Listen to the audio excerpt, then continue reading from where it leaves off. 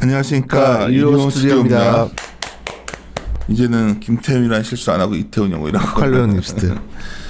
항상 이태훈 연구원과의 시간이 어쩌면 주식 투자자 입장에서는 좀 낯설고 생소할 수 있는데 어떻게 보면 증권사들도 되게 관심 높았던 이게 어쩌면 맞습니다. 정책이었어요. 그러니까 IP라는 게 있고요. IP라는 건 어떻게 본다면 굉장히 이게 뭐죠? 좀 짧게 한다고 봐야 되겠죠. 네. 쉽게 말한다면. 근데 이걸 갖다가 자꾸만 정부에서 좀 비중을 어떤 현금 비중을 높여놓으라고 하니까 네. 고민이 되는 거죠. 네네. 하여튼 그게 이제 여러 금융지에도 영향을 줄 수 있지만 정작 그거는 이게 뭔지를 좀 이해는 하고 계셔야 왜 정부가 계속해서 이렇게 좀 안정성을 추구하는 걸까? 그러니까 최근에 보면 우리 정배순 연구원과도 녹음을 바로 했었는데 은행들한테도 좀 배당보다는 좀 너희들 돈 좀 갖고 있다가 좀 이렇게 대송증자금 쌓아놓으라고 하고 뭐 이런 게 안 멈추는 것 같아서 이게 뭔가 불안해하는 것 같기도 하고 오늘 그래서 RP 매도 시 형성 자산을 좀 늘려야 되는 비율을 높인 이 부분을 좀 설명 좀 드리려고 합니다. 예.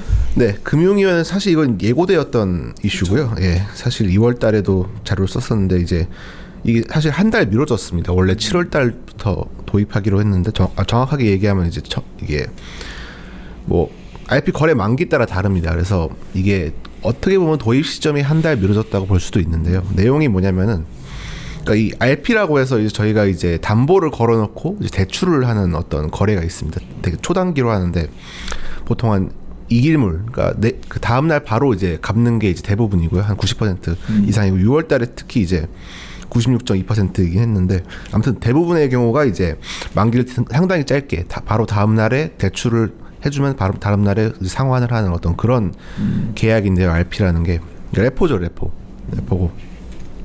뭐 기회물 같은 경우에 당연히 이제 뭐 2, 3일, 뭐 7일 이렇게 좀 더 만기가 길긴 한데 이제 금융당국에서 판단하기로는 아무래도 좀 만기가 긴 것이 이제 좀 더 유동성 리스크에 대해서 대응하는 데 도움이 되지 않겠냐. 레포 발작이 나오잖아. 미국에서 네. 발작. 이게 발작적으로 좀 움직일 때 그게 불안한 거지. 네, 맞습니다. 아무래도 좀 만기가 짧으면은 갑작스럽게 이게 닥칠 수가 있다라는 자금이 게. 갑자기 막히면 막 네. 발작적으로 이게 충격을 주니까. 네. 그래서 이거를 좀 저희가 그 금융당국에서 좀 기일물, 그러니까 좀 2일물이라고 해서 이제 그 다음 날 말고 이제 기일물, 이제 1일 초과하는 어떤 그런 RP 거래에 대해서 좀 유도를 해보자라고 해서 이제 이런 현금성 자산 보유에 대한 어떤 뭐랄까 사실 페널티를 부과하면서 이제 기일물 거래를 유도하게 한 겁니다. 그러니까 내용이 뭐냐면은 간단하게 말씀드리면은 이 이길물, 그러니까 기존에 이제 하던 이길물, 이제 하루짜리 이제 대출에 대해서는 이제 현금성 자산을 보여야 됩니다. 유동성 리스크를 저희가 방지해야 되기 때문에 현금성 자산을 보여야 되는데 그게 단계별로 나눠져 있습니다. 그러니까 1단계는 이제 7월 달부터 8월 달까지인데요. 그게 이제 저희가 RP 매도라고 해서 이제 대출 금액이죠. RP 매도라는 거는 이제 환매 조건부 채권을 이제 맡기고 대신에 이제 대출을 받는 그 금액에 대해서 이제 1%, 그러니까 예를 들어서 100만 원을 제가 대출했으면 1만 원 정도는 제가 현금성 자산을 갖고 있어야 됩니다. 그런 식으로 되는 건데 그게 이제 한 달 동안은 그런 식으로 되고 이제 8월 달부터 1년 반 동안 이제 10%. 이게 사실은 생각도 꽤 높이 올리다. 상당히 높은 편인데. 상당히 높은. 이게 상당히 사람들이 거의 돈을 금융사들은 빨리빨리 돌려버리거든 이거를. 야 이거 자금팀 사람들은 되게 머리 아파질 것 같아요. 맞습니다. 아무래도 이게 좀 그렇죠. 저희가 대출하는 금액이 한두 푼이 아니거든요. 그래서 그러니까 그래서 상당히 좀 많이 보여야 되는데 이게 그래서 10%면은 뭐 말씀드렸다시피 뭐 100만 원을 제가 빌리면 월간으로 이게 계산되는데 100만 원 월간 제가 100만 원을 RP 시장에서 빌렸으면은 10만 원 제가 갖고 있어야 되는 거죠. 그리고 이제 3단계라고 해서 이제 최종적으로는 이제 내년 5월 달부터는 이제 20%가 됩니다. 그러니까 20만 원을 보유해야 되는 건데 대신에 이제 조건이 있죠. 이제 기일물을 쓰게 되면 이제 그게 좀 경감이 됩니다. 그래서 뭐 2, 3일, 뭐 4, 6일, 뭐 7일 이렇게 되는데 뭐 제 생각엔 7일 이상이 중요할 것 같습니다. 7일 이상에는 0%이기 때문에 그냥 이제 RP를 이제 7일짜리를 쓰고 이제 현금성 자산을 뭐 보유 안 한다든지 아니면 RP도 7일짜리 쓰라는 얘기야. 그렇죠. 이길물 쓰지 말고. 네, 이길물은 이제 사실상 3단계 되면 이제 쓰기 힘들 것 같습니다. 아무래도. 그래도 이길문 쓰려고 할 것 같은데. 사실 그렇죠. 왜냐면은 이게 메리트가 왜냐하면, 많고 이게 아시다시피 좀 그런 환경이 있어서 그걸 이제 제가 설명을 드릴 텐데요. 근데 그게 이제 뭐 한 달 뭐 미뤄지게 된 겁니다. 그래서 제가 이제 그거에 대해서 고민을 한 거죠. 사람들이 과연 어떻게 행동할까에 대해서. 예, 계속 말씀드리겠습니다. 그래서 이제 결국 이제 시장 참가자들은 이제 두 가지 선택지가 있는데, 그 전에 이게 사실은 제가 여러 가지 이게 배경 설명이 있습니다. 왜 이게 제가 중요하다고 생각을 하는지에 대해서 먼저 말씀을 드릴게요. 이게 사실 저는 주식 시장에는 어떤 영향을 미칠지 잘 모르겠거든요. 근데 이 회사채 시장이 어떤 수급 내지는 이제 3단계 넘어가 아마 펀더멘탈 유동성 문제까지 좀 건들 가능성이 있어서 이게 저는 좀 유심히 지켜보고 있는데, 왜냐면은 이 아까 말씀하셨다시피 이제 보통 이제 저희가 크레딧 채권을 투자할 때 그러니까 자기 돈으로 가지고 이제 투자하는 경우가 그렇게 많지는 않습니다. 왜냐면은 이게 저희가 뭐 금리라고 해봤자 뭐 연에 2% 나오는데 이거를 내가 뭐 예를 들어 100억 갖고 있다고 해도 뭐 1년 보유하면은 이제 뭐 2억 나오는 그런 거거든요. 이러면 사실은 이게 뭐 메리트 있는 투자는 아니죠. 아시다시피. 그래서 이게 보통 이제 자기가 시장에서 돈을 빌려서 특히 이제 레포 시장에서 말씀하신 것처럼 증권사나 아니면 자산운용사가 이제 레포 시장에서 돈을 빌려서 뭐 빌려주는 사람 보통 은행입니다. 돈을 빌려서 이제 투자해서 어떤 그런 차익을 거두는 그런 형태가 가장 많습니다. 그러니까 예를 들어서 레포 시장에서 뭐 금리가 0.5%라고 해보죠. 0.5%인데 저희가 투자하는 크레딧 채권의 투자 금리는 뭐 2%입니다. 그럼 제가 그건 이제 좀 안 좋은 거라면 더 높지. 예, 좀 더 근데 그건 이제 리스크에 따라서 이제 수익률이 결정되는데요. 그래서 이제 제가 차익을 먹는 건 1.5%가 아니겠습니까? 그래서 그런 형태로 이제 보통 뭐 캐리 트레이드 뭐 이런 식으로 많이 투자를 하는데, 따라서 이제 조달 상황이 바뀌는 게 상당히 투자 사이드에도 영향을 많이 미칠 수밖에 없습니다. 왜냐면 이제 자기 돈 안 갖고 하겠다는 거보다. 그렇죠. 왜냐면 그게 뭐 수익이 많이 안 나기도 하고요. 아무래도 그렇지만 남의 돈 갖고서 이렇게 해서 그거만 뭐 운전자금 될 수도 있고. 먹기만 하면 되니까. 네. 뭐 그런 형태인데 이제 그래서 이제 조달 사이드의 환경이 상당히 중요합니다. 왜냐면은 이제 내가 조달이 잘 돼야 결국 투자가 잘 되는 거고, 조달 여건이 좋아지면 투자 여건이 뭐 좋아진다고 볼 수 있죠. 왜냐면 수요가 더 늘어날 수밖에 없는데. 그래서 이게 거의 일반적인 형태입니다. 그러니까 신용 위험이라는 게 보통 이제 사실 뭐 월간 단위로 그렇게 뭐 바뀌지가 않습니다. 뭐 저 EBS 투자증권도 뭐 한 달 전에 EBS 증권이랑 지금 투자 EBS 증권이랑 뭐 그렇게 크게 다른 점은 없잖아요. 그래서 신용 여건은 사실은 저희가 상당히 이익 변동성이 높은 상황임에도 불구하고 산업임에도 불구하고 그런 상황인데, 그래서 거의 대부분 이제 이런 식의 어떤 수급에 의해서 돌아가는 경우가 많습니다. 그래서 이쪽이 변하는 게 상당히 중요한데, 그래서 여기가 이제 변할 가능성이 이제 생긴 겁니다. 그래서 이제 이쪽에도 변하고 그게 이제 어떻게 보면 좀 연결이 될 수 있다라고 말씀드리는 여기 거. 이쪽을 네. 이렇게 우리 라디오로 듣는 나는 이해를 못해. 여기가 네. 어디야? 그러니까 부채 사이드 쪽고요. 부채 사이드에서 조달을 하면 이제 자산 사이드로 투자를 하는 그런 내용입니다. 네. 근데 거의 모든 부채에서 싸게 빌려와서 네. 자산 그쪽에는 금리를 더 받아서 네. 해주면 되는 거 아니야 이게? 네, 맞습니다. 여기 저기로 하면 사람이 못 알아들으니까. 맞습니다. 그래서 사실 그게 이제 제가 하반기 전망에서도 아무래도 좀 저희가 기준금리를 내리면은 이제 결국엔 투자 수요가 올라가기 때문에 이제 신용 채권 가격도 올라간다, 내지는 뭐 스프레드가 축소된다, 이렇게 어떤 배경이기도 합니다. 이게 왜냐면은 거의 이대로 흘러가기 때문에 뭐 신용 위험이 갑자기 지금처럼 좀 경색이 일어나서 부각되지 않는 이상은 거의 이렇게 되기 때문에, 그래서 맨 처음에 저 생각했을 때는 뭐 코로나가 일시적이고 그러면 시장 환경에 크게 영향이 안 주면은 이게 그대로 이제 저희가 한국은행에서 금리 내렸기 때문에 스프레드도 내려가는 어떤 그런 형태를 제가 맨 처음엔 예상했는데 이런 경색은 사실은 뭐 예상하지 못했었죠. 근데 뭐 아무튼 지금도 그런 사실 내용이고. 경색이 풀렸다고 볼 수 없잖아. 맞습니다. 그 특히 비유량 부분에 대해서는 우량채들만 풀렸지 네. 비우량 쪽은 내가 보기엔 발행이 되는 거지. 유통시장에서는 거의 뭐 네, 맞습니다. 사실 발행에도 미매각도 간간히 나오고 있어서 좀 나오고 불안감이 있더라고. 네, 불안감이 좀 있고요. 불안하더라고. 네. 그러니까 채권 발행인데 다 안 팔리는 거예요. 네. 이게 지금 툭툭 나와요 지금. 네. 그러니까 돈이 이렇게 많은데. 네, 맞습니다. 그러니까 그걸 안 가져가겠다는 거지 사람들은. 네. 현금으로 손해 봐도 돈 넣고 있겠다는 생각을 하니까. 네. 그래서 이제 말씀을 드리면 결국 이제 그러니까 사람들의 선택지는 두 가지가 있죠. 하나는 이제 그냥 이길물 쓰고 현금사살 보유한다. 이게 첫 번째 선택지고, 두 번째 선택지는 이제 그냥 기일물 쓴다. 그리고 현금사살 보유 안 한다. 이렇게 되겠죠. 근데 정부가 원하는 건 기일물 쓰라는 건데. 둘 다 상관없습니다. 정부는. 왜냐면은 그냥 어차피 평소 형성세가 올라오니까. 보유하면 어차피 오케이, 유동성을 그러네. 써서 예. 그거는 이제 어떻게 보면 선택이긴 한데 이제 과연 이제 어떤 선택을 할지가 제가 궁금한 거죠. 왜냐면 이제 이 조달 여건이 바뀔지가 저는 이제 사실 관심사기 때문에 어떻게 보면 제가 맨 처음에 생각한 거는 그러면 더 이익이 나는 게 뭘까라고 생각을 한 거죠. 결국 이제 둘 다 비용이 들어갑니다. 뭐냐면은 이제 사실 현금성 자산을 보유하면은 이제 그만큼 투자를 못 하기 때문에 아까 말씀드린 손해지. 손해잖아요. 예. 그 손해를 보는 거죠. 예, 기회 비용이 드는 거죠. 저는 그냥 이 현금 가지고 그냥 가만히 있어서 아무것도 안 하는 그런 상황이 되는 건데 그만큼 손해를 보는 게 이제 그 이기물을 쓰는 거에 대한 손해고 그 기임을 쓰는 거에 대한 손해는 이제 보통 이제 기임물 금리가 좀 더 비쌉니다. 왜냐면 이제 뭐 장이 잘 활성화되어 있지 않았던 것도 있긴 한데 좀 더 뭐 리스크 프리미엄이 높다고 볼 수도 있죠. 그래서 상당히 좀 금리가 좀 더 비싼 면이 있는데 이제 결국 이거 두 개를 비교를 해봐야겠죠. 두 개의 비용을 해서 두 개의 비용에 대해서 이제 이걸 최소화시키는 방향으로 이제 시장 참가들이 선택을 할 텐데 그거에 대해서 이제 식을 세운 게 이제 요겁니다. 그러니까 두 개의 비용을 최소화해보자. 근데 하나는 이제 기회 비용이고 하나는 이제 실제로 기임물을 써서 드는 어떤 추가적인 스프레드, 그러니까 추가적인 조달 비용이다 이건데. 그래서 기회 비용이 더 크다 이러면 이제 그냥 기임을 쓰고 뭐 조달 비용이 더 크다 이러면 그냥 이 기임을 쓰겠죠.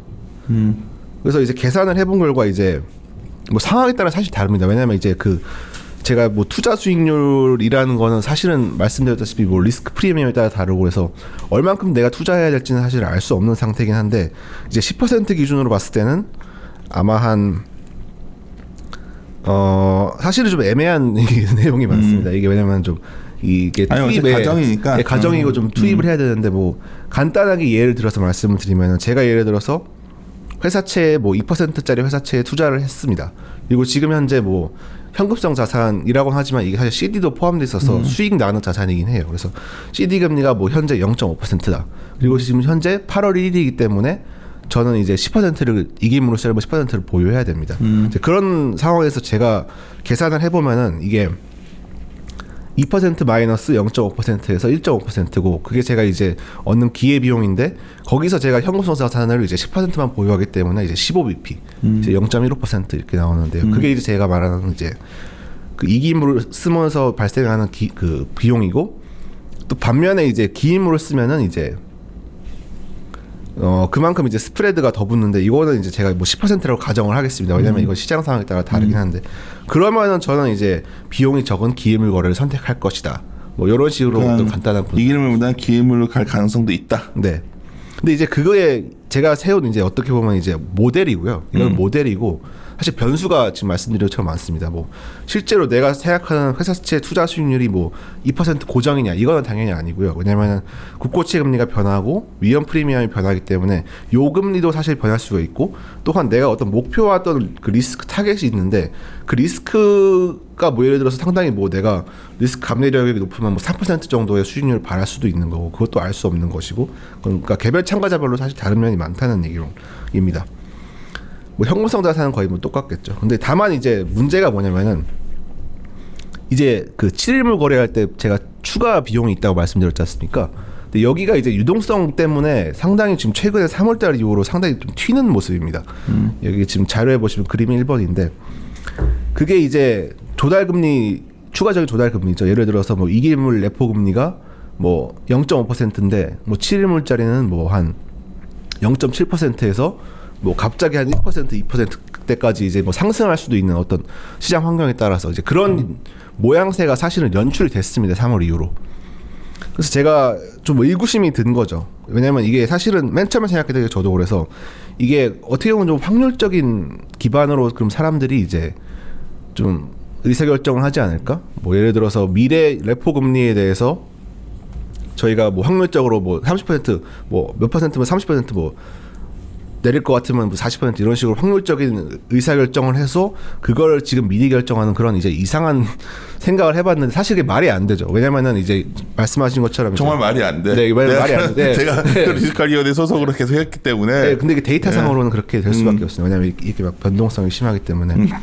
근데 그게 이제 사실은 이제 어떻게 보면 그 조달 상황에 대해서 너무 이제 간단하게 생각하면 그겁니다. 그러니까 조달이 사실 안정적이 돼야 이게 투자를 안정적으로 하는데 조달 여건에 대해서 저희가 뭐 미리 예상을 하고 개입을 한다는 것이 사실은 좀 현실적이진 않아요.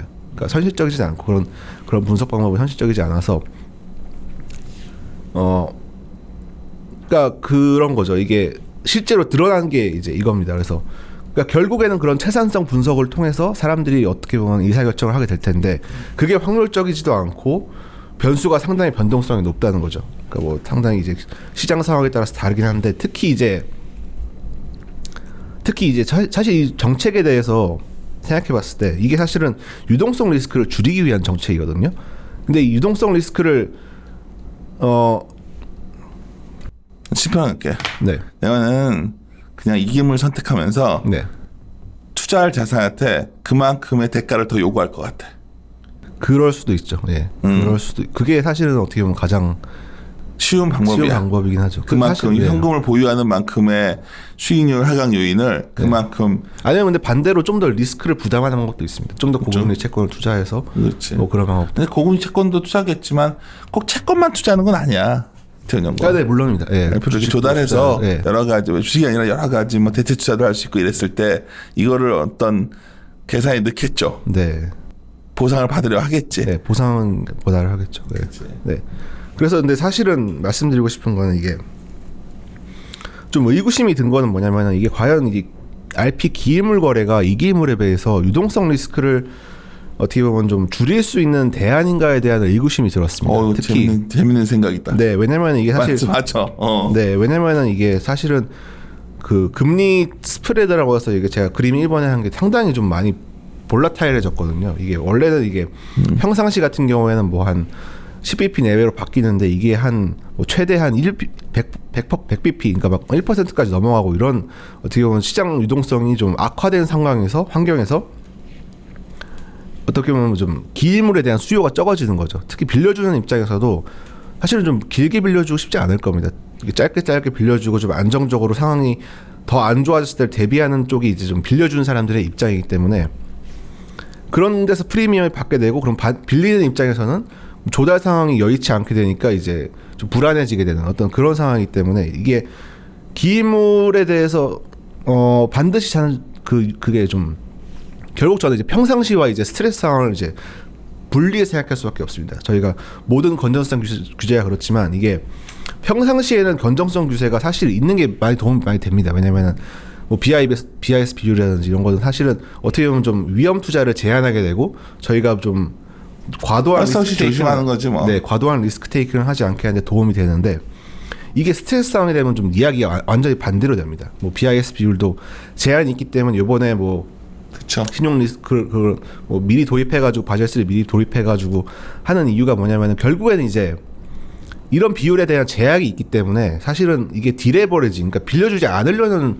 수요로 작용하는 경향이 있습니다. 부채를 축소하려고 하겠지. 네, 부채를 축소하게 해서 뭐 대출을 회수한다든지 이런 식으로 작용하게 되는데, 그러니까 건전성 규제의 양면성이 사실 있는 겁니다. 모든 건전성 규제의 양면성이 있는데, 이제 그런 의미에서 이제 요거를 해석해 보면은 이제 유동성 리스크에 대해서 뭐 20%, 10%, 20% 이렇게 뭐 현금 상사 보유하는 거는 좋을 수도 있습니다. 평소에는. 근데 이제 스트레스 상황에서 그게 좋을 것인가에 대해서는 저희가 한 번 더 생각할 필요가 있다는 거죠. 특히 뭐 기밀 거래가 스트레스 상황에서 정말 도움이 되는지에 대해서도 생각해 볼 필요가 있고, 그러니까 결국에 갑자기 사람들 또 기밀 거래 쓰다가 또 위급해지면은 이 기밀 거래로 옮겨와서 또 그걸로 거래하는 어떤 혼란이 발생할 수도 있고.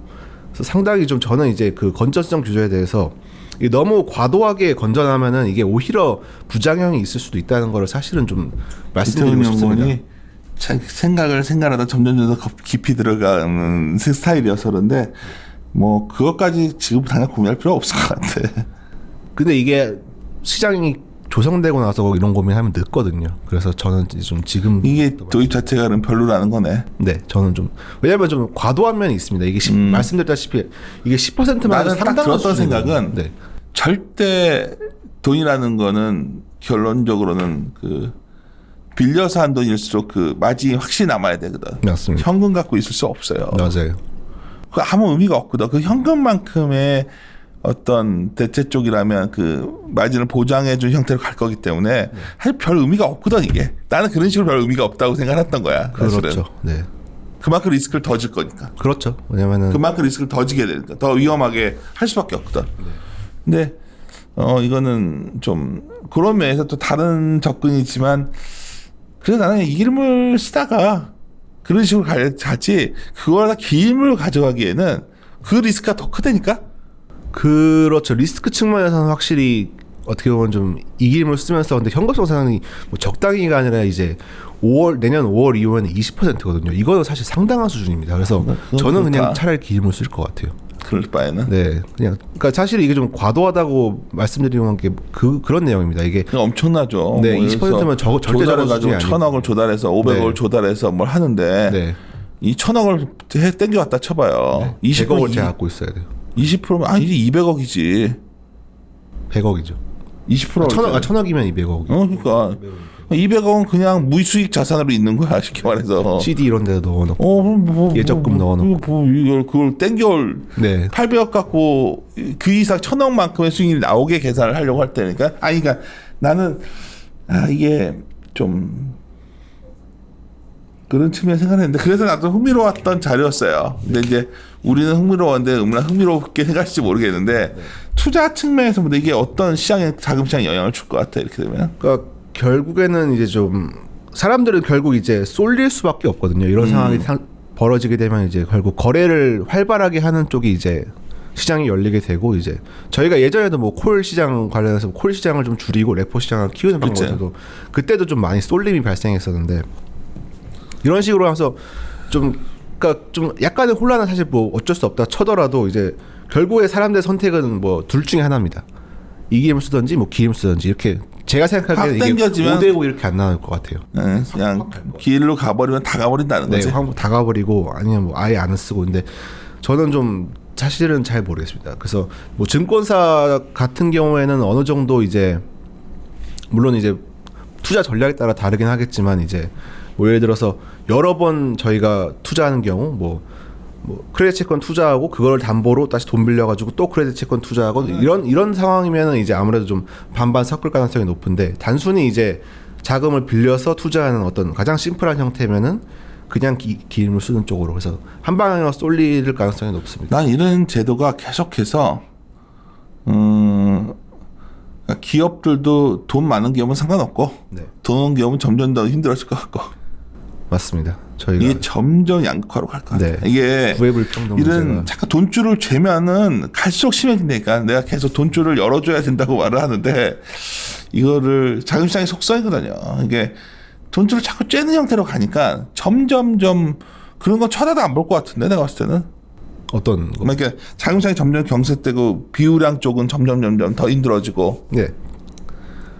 근데 사실 정부가 뭐 돈을 풀어주거나 쪼인다고 하더라도 사실은 뭐 그쪽은 안 좋을 수밖에 없는 그러니까. 환경이고요. 그래서 오히려 차라리 이상한 데도 돈이 들어가는 그런 결과가 뭐 있을 수가 있겠죠. 이상한 데라는 거 어디라고 얘기는 하지 말고. 네, 얘기 안 괜히 또 오해.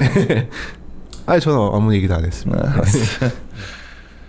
그래요. 최근에 그건 그렇고 회사 시장 어때요? 좀 많이 풀렸어요?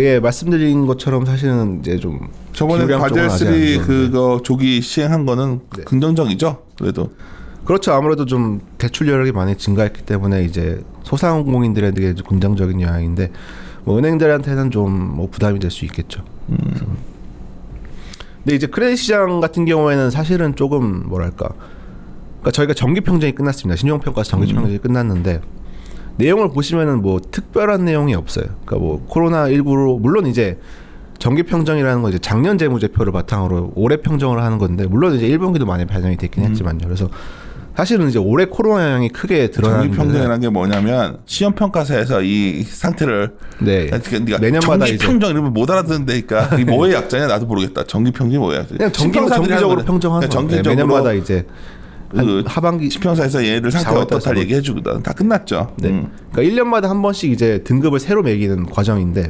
어디가 좋아졌어? 어느 업종들이 좀.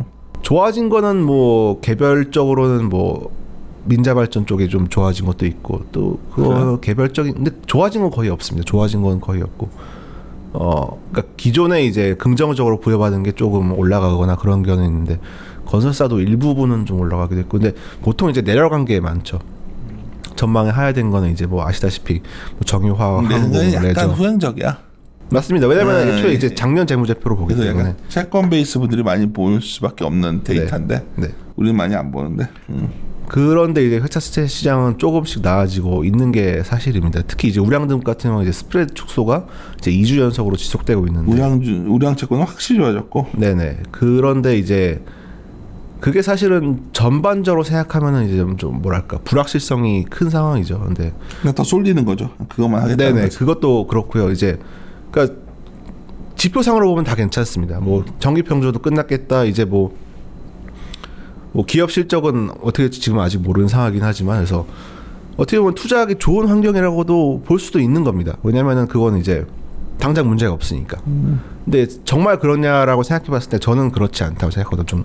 좀 더 보수적인 접근을 추천드리는 이유가 아직은 제가 어떤 일이 일어날지 모릅니다. 불확실성이 크고 저희가 예를 들어서 호수에서 배를 타고 있는데 이게 바닥이 안 보이는 상황인 거죠. 지금 상당히 흙탕물이 많이 올라와서 앞으로 비율을 저도 이렇게 심한 얘기를 합니까? 아니 왜냐면 실제로 드러난 게 별로 없습니다. 실제로 저희가 뭐 정기 평정한다고 와 큰일 났다 뭐 신용 위험이 근데 그게 드러난 게 아직 없습니다. 왜냐하면 실제로 실적이 나온 게 없기 때문에. 그래서 저는 이제 사실은 알 수 없는 상황에 잠시 대해서 멈춰 있는 거지. 네. 움직이기 시작하면 이게 갑자기 저 앞에 뭐 폭풍전야 이런 거죠. 폭풍전야 또 무슨 말을 또 이렇게 네, 크게 잘 넘어가야죠. 이거를 우리가 잘 넘어가야지. 그건 이제 희망사항이고요. 기대감인 거고요. 됐어. 이놈의 채권 얘기들 할 때 끝까지 저희가 내려가는 초입 구간에서는 저희가 잘 알 수가 없거든요. 그래서 저는 그걸 상당히 우려하고 있는데 그래서 불확실성이 큰 상황이고 저희가 사실 전망하기가 어렵습니다. 그래서 어려워요. 최근에 제가 뭐 또 이태원 연구 알겠지만 우리 기업 분석 팀원들이 갔다 와가지고 기업들을 갔다 올 때마다 딱 얘기를 하면 느끼는 게 뭐냐면 난 생각보다 별로고요 실적들이 내 기준엔 다.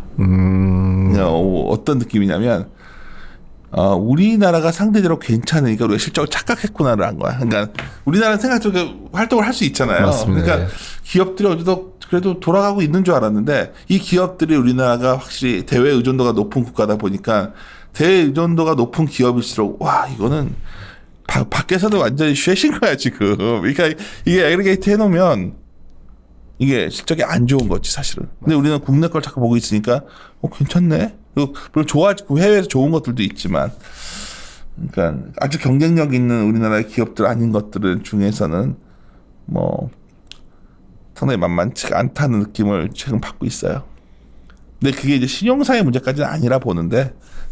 뭐 저도 뭐 예를 들어서 사실 큰 문제는 없다. 아직까지는 드러난 게 없고요. 그래서 뭐 저번까지 말씀드린 뭐 가게 한계 차주들의 어떤 연체율 급등 이런 것도 사실은 전혀 아직까지 움직임이 없기 때문에 좀 잠잠한 형태인데 아직까지는 불안감은 사실은 어쩔 수 없이 내재되어 있습니다. 정부가 어떻게든지 글로벌하게 이걸 막아주려고 하고 있잖아. 가겠죠. 그거는 이제 어떻게 보면 좀 안전판 같은 형태죠. 왜냐하면 그분들이 돈을 준더라도 이분들의 수급이 개선된 어떤 그쵸. 수입이 개선된 건 아니기 때문에. 그러니까 제일 문제가 빚이라는 게 부채라는 거는 매일매일 이자를 만들고 있기 때문에 네. 이게 참 이게 자생해야 되죠. 네. 악순환에서 그냥 심한 말을 하면 이거는 조심스럽지만 도려내야 해결되는 부분인데 도려낼 수도 없고 도려내면 붕괴되니까 지금 상황이 그냥 어떻게 끌고 가서 자생적으로 돌아서길 기대하는데